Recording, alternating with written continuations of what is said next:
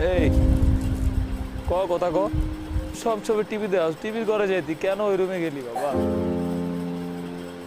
কালকে যে স্বপ্নে আসছিল কি বলতে চাইছিল আমার? আজকে আসলি স্বপ্নে?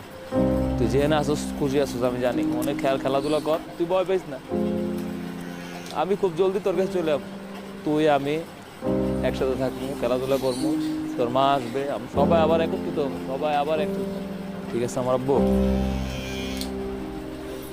11 বছরের গুলিবিদ্ধ শিশু সাফফাত সামির শুয়ে আছে কবরে।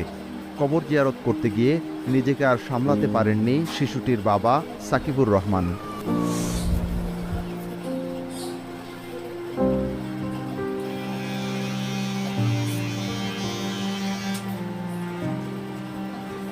জুলাই শুক্রবার কোটা সংস্কারের দাবিতে বিক্ষোভ চলছিল। ঘরের ভেতর খেলছিল শিশু সাফফাত সামির। সন্ধ্যা 7টার দিকে হঠাৎ জানালা দিয়ে ঘরে ধেয়ে আসে একটি গুলি। শব্দ পেয়ে আমার ছোট ভাই সে আসতেছিল জানলা বন্ধ করার জন্য, বন্ধ করতে যাবে ঠিক ওই সময়টার মধ্যে উইদিন 10 সেকেন্ডসের মধ্যে হঠাৎ করে কোত্থেকে জানি একটা গুলি আসে, এসে আমার ছোট ভাইয়ের কাঁধের মাংস ভেদ করে পিছে আমার ছেলে দাঁড়ায় ছিল, ওর ডান চোখ দিয়ে ঢুকে মাথার পিছু দিয়ে বের হয়ে যায়, আমাদের দেয়ালে লাগে। ছেলে কোনো কথাও বলতে পারে না, জাস্ট দুইবার হাত নাড়াইছে, এর মধ্যে তার জান বের হয়ে গেছে।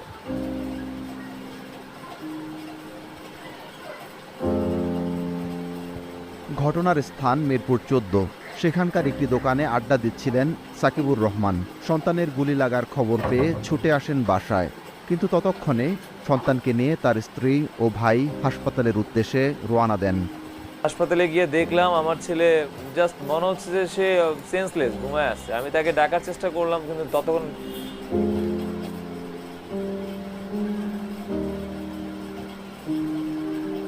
সন্তান হারালেও ভাগ্যক্রমে বেঁচে যায় সাকিবুরের ছোট ভাই মশিউর রহমান।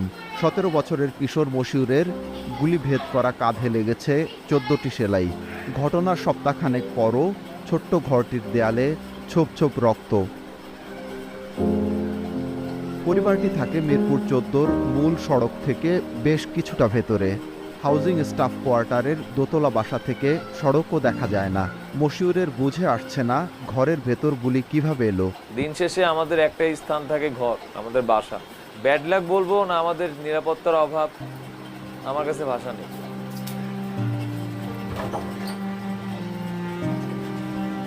টানাপোড়েনের পরিবারে বড় হচ্ছিল একমাত্র সন্তান। তাকে নিয়ে ছোট ছোট আশা জমছিল বুকে। আশাগুলো শেষ একটি গুলিতে। কাদের বিরুদ্ধে অভিযোগটা করব? মামলা মোকদ্দমার প্রতি আমার কোনো রকম ইচ্ছা নেই। তদন্তের ক্ষেত্রে খাতিরে তো অনেক কিছু হতে পারে, তার মধ্যে আমার ভয় হচ্ছে যে আমার ছেলের কবরও উঠা দেওয়া হতে পারে। তা আমি চাচ্ছি না এসব কিছু হোক। বিচার আমি আমার আল্লাহর কাছে দিছি।